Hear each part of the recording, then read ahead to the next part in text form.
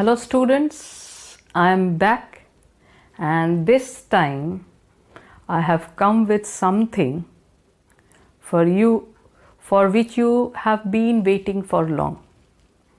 I have got quite a few requests to explain one of the most difficult chapters, Chief Seattle's speech.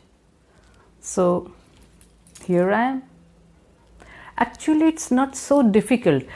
I tell you one secret, for the first time when I had taught it, I didn't find it so interesting. But when I read it a number of times, I could understand the feelings of that man, Chief Seattle, how he must be feeling. It's indeed quite sad. Suppose someone comes to you and wants to take your house, like the promoters of today. What do? They come, they offer you a price and they want to take your home from you and they give you a flat to live in their building, but that land does not belong to you anymore. You are like the others sharing that property. You don't remain the sole owner of that. Well, some people, they gladly accept, but not all. This is what has happened here. The Red Indians, they are the Native Americans. The land belonged to them.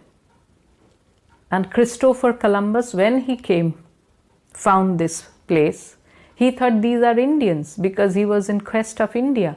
And so he called them the Red Indians. So they are the Native Americans. The land belonged to them. And the white people, the Britishers with their imperialistic policies, they tried to put up colonies everywhere. India also was under their clutches, and so for so many countries.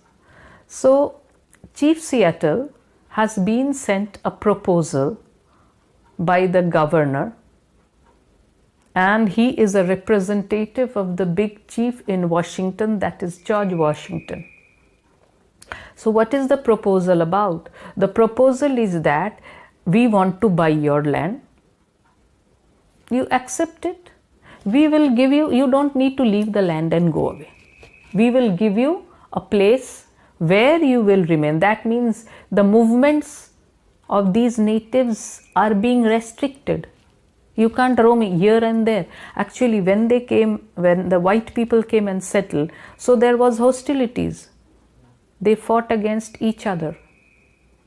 But after this, they decided to come to a peaceful agreement. But it was in a way encroaching, taking their land from them, the land which belonged to them by right, by birth. So Chief Seattle was a very promising leader of his tribe. Those who are aware of the states of America, you'll know there is a place called Seattle.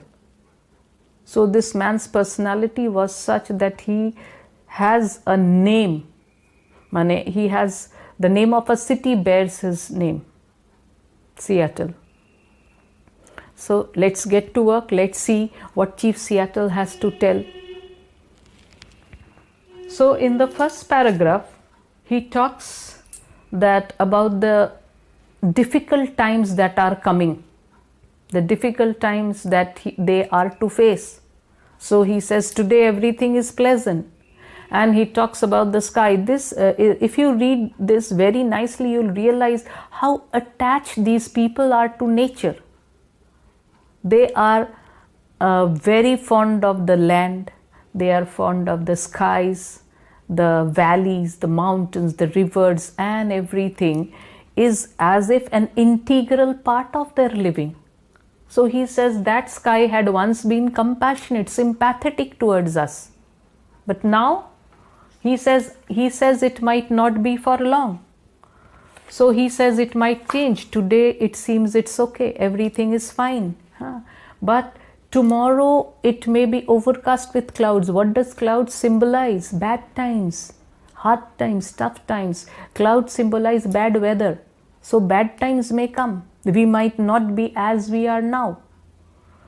And why does he say it? Because he says that a proposal has been sent, so he doesn't know what could be the outcome. At the same time, he says that he is very dependable person. His words don't change. He compares himself to the stars, that his words to the stars that never change. In this context, I'm reminded of Julius Caesar, where he had said, Shakespeare's tragedy, Julius Caesar, he had said, I'm like the northern star, the pole star. So they are dependable, they are not wavery, they are stable people. So he assures them that my words don't change. So as the seasons come, day changes into night and then again day comes. These are all routine, they are regular, and there is no change in them. It will go on and on. It has been going on for millions of years. In the same way, his words are also dependable. You can depend upon it. And he says that he's thankful because of the greetings and the message of goodwill which has been sent to him and his people by the big chief in Washington, because he says it's so kind of them. They don't need our friendship. Why? Because they are more in number. And how does he compare this? He says that they are like the prairies. You must have